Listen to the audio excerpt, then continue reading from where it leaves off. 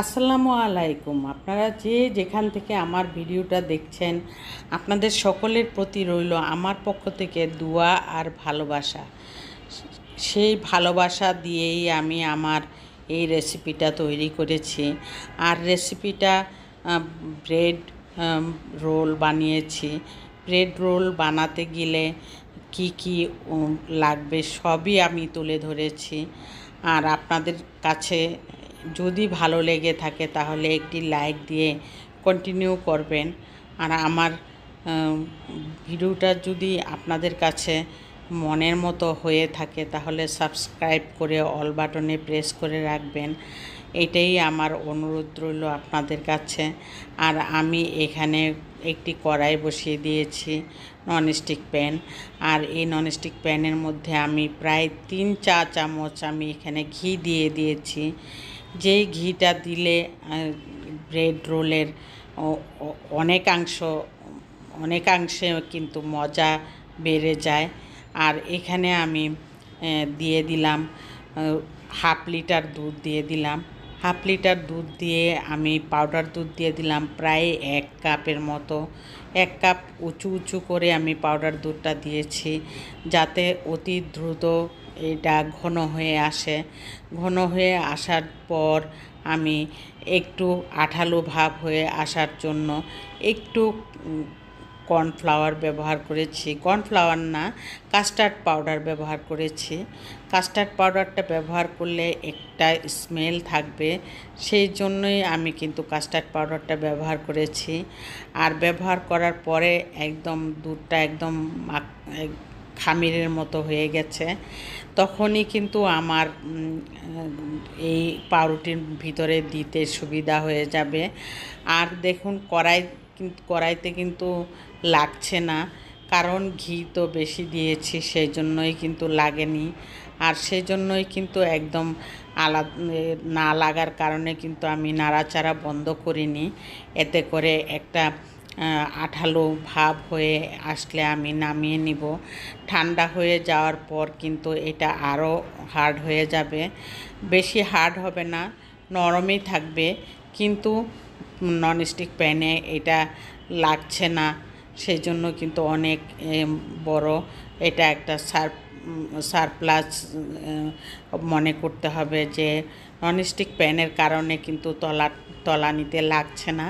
আর আমি নাড়তেও পারছি সহজে, কিন্তু নাড়া কমানো যাবে না, নাড়তেই থাকতে হবে যতক্ষণ পর্যন্ত এটার আঠালো ভাবটা না আসে। এখন একদম কড়াই থেকে উঠে আসছে, এরকম সময় আমি কিন্তু নামিয়ে নিলাম। নামিয়ে আমি অন্য একটা পাত্রে রেখে ফ্যানের নিচে দিয়ে দিলাম। আর এখানে আমি 1 লিটার দুধ দিয়ে দিলাম।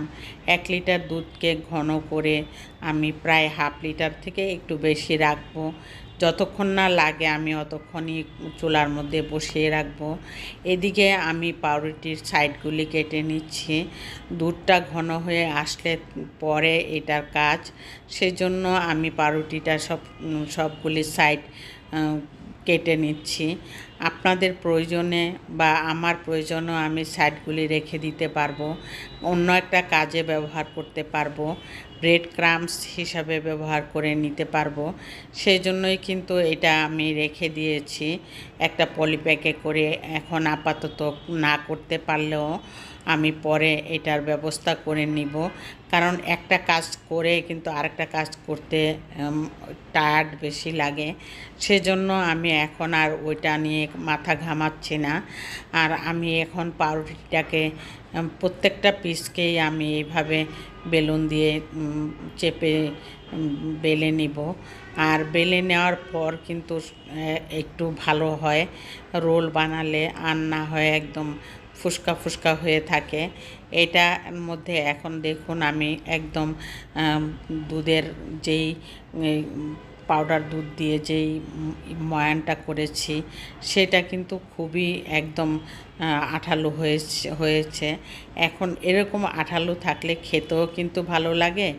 আর পাউরুটিটা মধ্যে ভিতরে দিয়ে রোল বানাতেও কিন্তু সুন্দর হয়ে এটা চতুর্দিকে মনে হবে যেন একটা ভিতরে মালাই মালাই ভাব আসবে। চামচ দিয়ে যখন খাবো তখন কিন্তু মালাই মালাই ভাব চলে আসবে। আর এটাই কিন্তু মজার জিনিস যে আসল মজাটা কিন্তু ভিতরের জিনিসটাকেই বলা হয়। আর এরপরে আমি যেহেতু দুধ ঘন করে চিনি দিয়ে দিয়েছি, 1 লিটার দুধের মধ্যে হাফ কাপ চিনি দিয়েছি। বেশি অতিরিক্ত মিষ্টি হলে কোনো জিনিসই মজা লাগে না। আর অতিরিক্ত এই এই ঘনত্ব যেই মালাইটা করেছি এটার মধ্যেও কিন্তু আমি 2 থেকে 3-4 চামচ মিষ্টি দিয়েছি, চিনি দিয়েছি। এতে করে একদম পারফেক্ট একটা মিষ্টির টেক্সচার চলে আসবে। আর এতে করে কিন্তু খেতেও অসাধারণ লাগবে। আর যে কোনো জিনিস মিষ্টি বেশি হলে কিন্তু খাওয়া যায় না, মিষ্টি কম থাকলে মজা হয় বেশি। একদমই কম না, মিডিয়াম মিষ্টি হলে বেশি মজা হয়। আর কম মিষ্টি হলেও মজাটা কম হয়, কিন্তু বেশি মিষ্টি হলে কিন্তু খেতেই একদম ইচ্ছা করে না। এরকম সব অনেক ক্ষেত্রে কিন্তু হয়ে থাকে। অনেক আইটেমের মধ্যে আমরা ভুল করে মিষ্টি বেশি করে দিয়ে দিই, এটা পরে আর পস্তাতে হয় যে কেন এত মিষ্টি আমি দিয়ে দিলাম। কিন্তু এই সব জিনিসগুলির মধ্যে একদম অ্যাকুরেট মাপ হলে একদম খেতে কিন্তু দুর্দান্ত লাগে। আর সেই দুর্দান্ত লাগার কারণে কিন্তু আন্দাজটা ঠিক মতো সব কিছুর মধ্যে আন্দাজটা রাখতে হবে, যেই আন্দাজে আমি করব সেই আন্দাজটা না রাখলে কিন্তু ব্যতিক্রম হয়েই যাবে। তারপর আমি ঘন দুধটা দিয়ে আমি ভিডিওটা লম্বা করতে চাইনি, তবুও অনেক লম্বা হয়ে গেছে। আমি ঘন দুধটার মধ্যে আমি চিনি দিয়েছি যে মালাইয়ের মতো হয়ে গেছে, ওটার মধ্যে আমি পাউডার দুধ দিয়েছি 1 কাপের মতো। তারপরে একদম ঘনত্বটা অনেক বেড়ে গেছে, সেটা খেতে কিন্তু অসাধারণ লেগেছে। যতই আমি ডেকোরেশন করি না কেন, দুধটা আসল মালাইয়ের মতন গ্রান হলে এতে কিন্তু মজার টা দ্বিগুণ বেড়ে যায়। আর সেটাই আমি করেছি। ভাবলাম যে জিনিসটা আমি একটা জিনিস যখন করছি এটা ভালো করেই করার চেষ্টা করেছি। আর এতে করে কিন্তু অনেক ভালো লেগেছে, অনেক মজা হয়েছিল।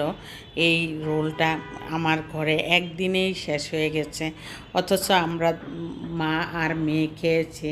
আমার হাজব্যান্ড খায়নি, মিষ্টি জাতীয় জিনিসটা অ্যাভয়েড করে, সেই জন্য সে মুখেও দেয়নি, টাচও করেনি। আর আমি আমার ছোট মেয়ে আমরা দুইজনেই খেয়েছি। আমার বড় মেয়েও খেয়েছে, বেশি খায়নি, অল্প খেয়েছে। আমরা খেয়েছি দুইজন বলতে আমি বেশি খেয়েছি। আমার বেশি খাওয়ার কারণে কিন্তু আমার মজা হলে আমি সব সময় যখনই খাই তখন একটু বেশিই খেয়ে ফেলি।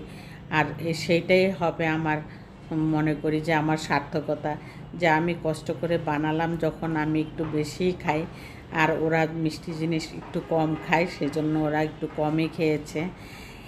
তারপর সন্ধ্যার পরে আমি রান্নার মধ্যে মনে করলাম যে আমি একটু শেয়ার করি, যে এখানে ঢেঁড়স ভাজা করতে গিয়ে এইভাবে ঢেঁড়স ভাজা কে কে খেয়ে থাকেন আপনারা বলেন, আমার কাছে একটু কমেন্টে জানাবেন। আর বেগুন আলু আর দিয়ে রুই মাছ আর 2 টুকরা পাঙ্গাস মাছও দিয়েছি 2 টুকরা রুই মাছের সাথে। এতে করে অনেক মজা হয়েছে তরকারিটা। দেখতে দেখুন কত সুন্দর হয়েছে। আমি সার্ভিং ডিশে আমি রেখে তারপর আপনাদের কাছে দেখিয়ে দিলাম যে দেখতে যেমন হয়েছে খেতেও কিন্তু অসাধারণ হয়েছে। ঢেঁড়স ভাজাটাও এরকম করে কিন্তু মজা হয় অনেক।